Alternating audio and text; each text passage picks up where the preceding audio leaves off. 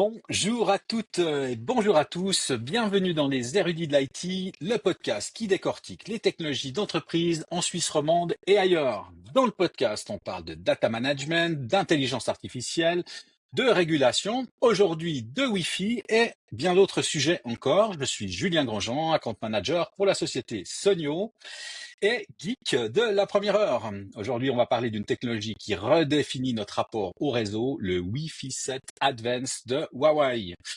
Vitesse, détection des mouvements, intelligence embarquée et même protection invisible, on le verra tout à l'heure, hein. Le réseau devient littéralement omniscient.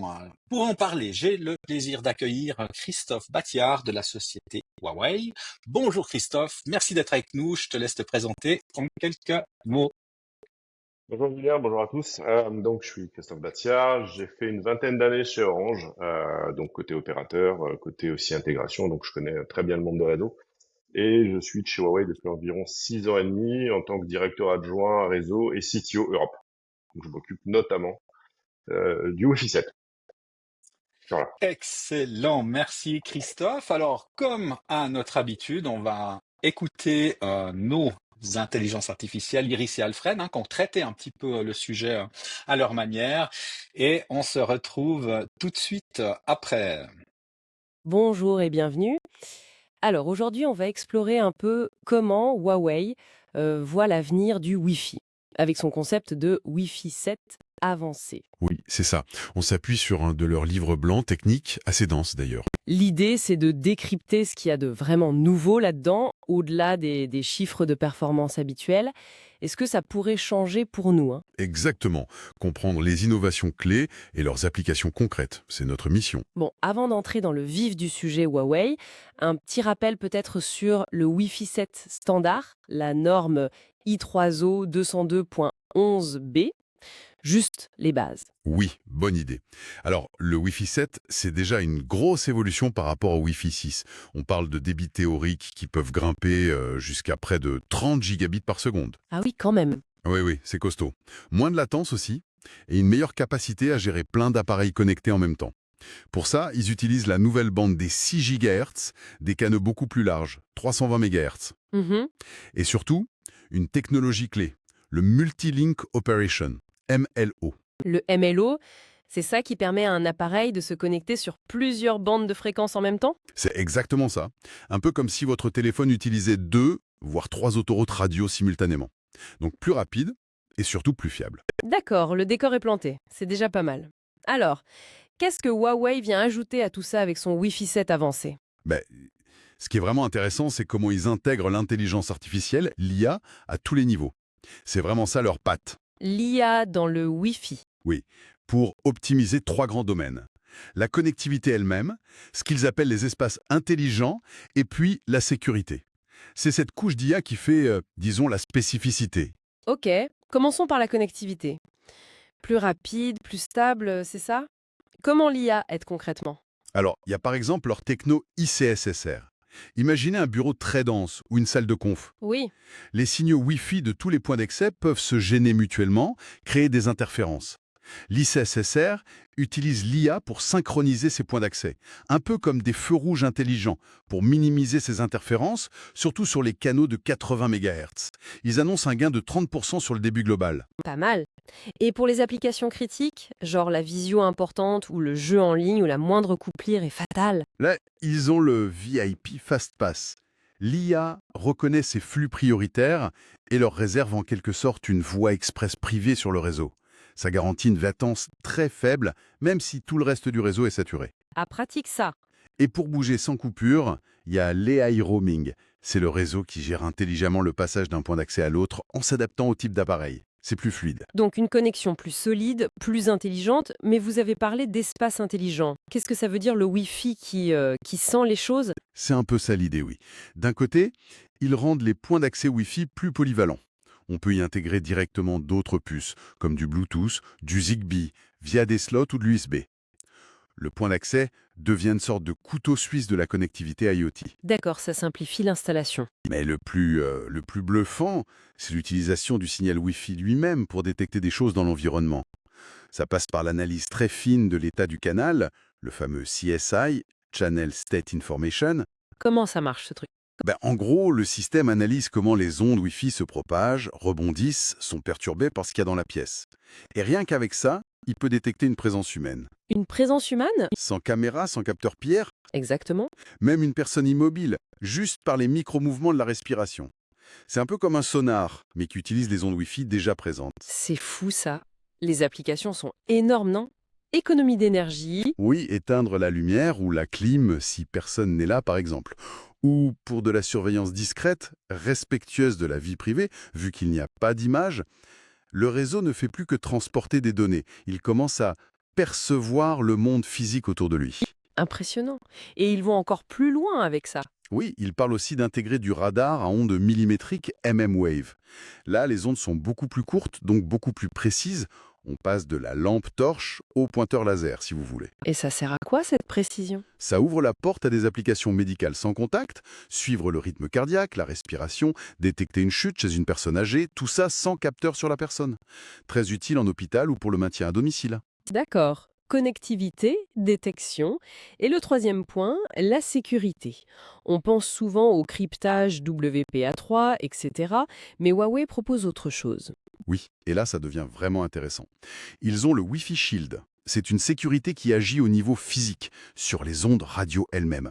C'est-à-dire? L'idée, c'est de créer comme une sorte de brouillard radio autour de l'utilisateur légitime. Le point d'accès envoie un signal de bruit, mais de façon très ciblée, qui va interférer et rendre le signal Wi-Fi inexploitable pour quelqu'un qui essaierait d'écouter à proximité. Un brouilleur intégré, en quelque sorte? Un peu. Mais en même temps, grâce au beamforming, il crée une bulle de signal très claire, très propre, uniquement pour l'appareil autorisé. C'est comme si on vous chuchotait à l'oreille dans une pièce hyper bruyante. Seul vous entendez clairement. Malin. Donc même si quelqu'un capte les ondes, il n'en tire rien. Casser le chiffrement après coup. Et ça s'adapte si l'utilisateur bouge. Et le CSI, cette technologie de détection, elle sert aussi pour la sécurité CIS? Tout à fait. Il l'utilise pour détecter des intrusions physiques. Si quelqu'un entre dans une zone où il ne devrait pas être, ça perturbe les signaux Wi-Fi d'une manière spécifique que le système peut repérer. Utile pour sécuriser un entrepôt, un labo de R&D, sans caméra partout. Ok. Si on essaie de rassembler tout ça, quelle est la vision globale de Huawei pour le Wi-Fi de demain? L'image qui se dessine, c'est celle d'un réseau Wi-Fi qui dépasse largement son rôle de simple tuyau à données. Il devient une véritable plateforme intelligente, intégrée à l'environnement. Avec des applications concrètes comme?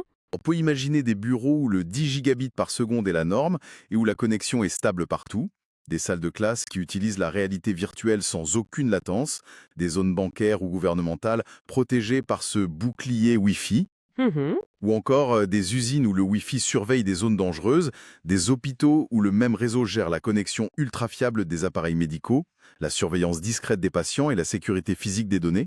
Le Wi-Fi devient un peu comme un tissu nerveux intelligent pour le bâtiment. En résumé, donc, Huawei parie gros sur l'IA pour vraiment faire passer le Wi-Fi 7 à un niveau supérieur, en lui donnant des capacités de perception et une sécurité renforcée directement au niveau des ondes. C'est tout à fait ça. Ils veulent transformer le Wi-Fi d'une infrastructure passive à une plateforme active et consciente de son environnement. Et ça ouvre des perspectives assez vertigineuses, non Sam? Absolument. Ça soulève une question fascinante pour la suite. Si nos réseaux sans fil peuvent non seulement nous connecter, mais aussi sentir notre présence, nos mouvements, et même protéger activement nos communications dans l'air, qu'est-ce que ça va bien pouvoir débloquer comme nouvelles interactions entre notre monde physique et le monde numérique? Des choses qu'on n'imagine peut-être même pas encore aujourd'hui. Voilà, merci Iris, merci Alfred, hein, c'était des très bonnes explications hein, qu'on a reçues.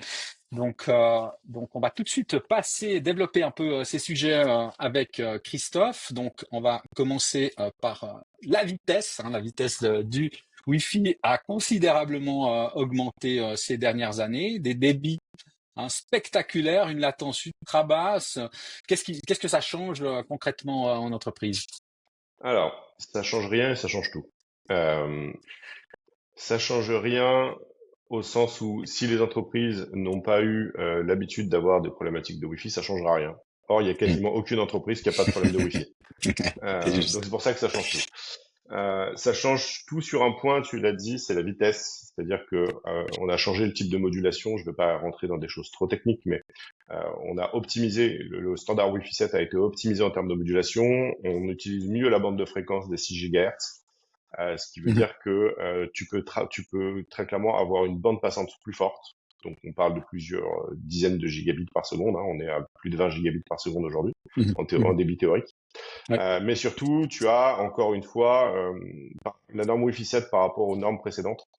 C'est pas seulement une question de débit, tu l'as dit, c'est une question de latence. Et la latence, elle n'est pas systématiquement liée au débit, elle est liée à la capacité du réseau à offloader le trafic le plus efficacement possible. Et ça, c'est vraiment la norme Wi-Fi 7 qui fait ça. On Mhm. est capable, sur la même bande passante que ce qu'il y aurait sur du Wi-Fi 6 ou du Wi-Fi 6E, de mettre plus d'utilisateurs parce qu'on offload le trafic de manière plus efficace, notamment avec ce qui s'appelle chez nous, enfin ce qui s'appelle dans la norme le multi-resource unit. Donc Mhm. tout équipement qui est, tout device qui est équipé d'un chipset Wi-Fi 7 peut faire ça. Et donc envoyer plusieurs paquets en simultané sur le même time slot euh, sur le même channel en fait, et Mhm. pour offloader plus vite son trafic. Donc tu as une Ok. efficience de gestion du trafic plus importante. Et puis on gère aussi, enfin, beaucoup de gens téléchargent des vidéos, enfin les débits, enfin on a aussi besoin de beaucoup plus de bandes passantes que précédemment, hein. Même pour le Ou- coding, je voyais que pour Ouais, ouais, bah, quand vous coder ça, transférez des fichiers, voilà. etc. Ouais, Mais ouais, tu as ouais. en plus de ça, Mhm. Huawei dans le standard, c'est pas arrêté là. On a pris des technologies qu'on avait développées sur la 5G, Ouais. notamment la partie slicing, euh, qui donc en fait dédie des bandes passantes par utilisateur, par type de terminal ou par application. Mhm. Et ce qui fait que là, tu peux donner de la qualité de service dédiée à un utilisateur au niveau de l'antenne Wi-Fi 7. Mhm. Ça, c'était pas Ouais. possible dans les standards Mhm. précédents. Mhm. Ok, il y a un truc que je trouve complètement hallucinant, enfin que j'adore, c'est la détection des mouvements Ah, là, c'est la qui partie peut advanced. Ouais. s'opérer. Voilà, la partie advanced, là, on rentre vraiment dans le vif du sujet. Donc, comment ça marche, puis quels sont les usages? Alors, tu, Huawei, pour rappel, on a contribué à un peu plus de 22% de la norme en Wi-Fi 7. On est le premier Mhm. contributeur sur la normalisation ETF. Mais on s'est pas arrêté là. On s'est dit c'est très bien. On est les leaders aujourd'hui au niveau mondial sur le marché Wi-Fi 7. Mais on s'est dit pour le rester et pour apporter plus de services et pas juste de la bande passante ou de la latence, on va essayer de faire converger deux univers, l'univers de l'IT, donc Mhm. que les gens habituellement utilisent leur laptop, leur device, etc. Mais aussi la partie du monde physique. Donc là, on change un peu la tendance. En général, on digitalise les choses. Là, on va plutôt faire converger le monde de l'IT vers le monde physique. Et comme Mhm. tu l'as dit, la partie détection, ça s'appelle du CSI. Et ça permet de détecter l'antenne envoie un signal en fait constamment dans une Ouais. pièce. Elle détecte si une personne se trouve dans la pièce. Elle fait bien la différence entre un petit chien, un chat et une personne, par exemple, Mhm. parce que ça, ce sont des algorithmes qui sont embarqués directement dans les Ouais. systèmes réseau. Et le cas d'application le plus bateau entre guillemets, ça peut être pour de la protection périmétrique. Donc Mhm. en gros, tu Mhm. peux plugger ça derrière sur un système d'alarme. Ça va détecter si quelqu'un se trouve dans la pièce. Donc ça, c'est le premier Ouais. usage. Ça va être de la sécurité. Le Et pas deuxième de usage, caméra, ça c'est cool. et pas de caméra, donc tu as pas de problème de compliance avec GDPR, Ouais. reconnaissance C'est faciale, ça. etc. Ouais. Donc on a C'est pas mal de excellent. clients qui regardent ça effectivement aujourd'hui, parce que ça enlève pas mal de contraintes réglementaires. Et en plus de ça, tu as encore un autre cas d'application, parce qu'on collabore nous avec beaucoup d'écosystèmes. Hein, Huawei ne fait pas Mhm. tout, mais on Mhm. collabore Mhm. notamment avec je vais en citer un qui s'appelle OpenCaps, qui travaille sur la partie smart building.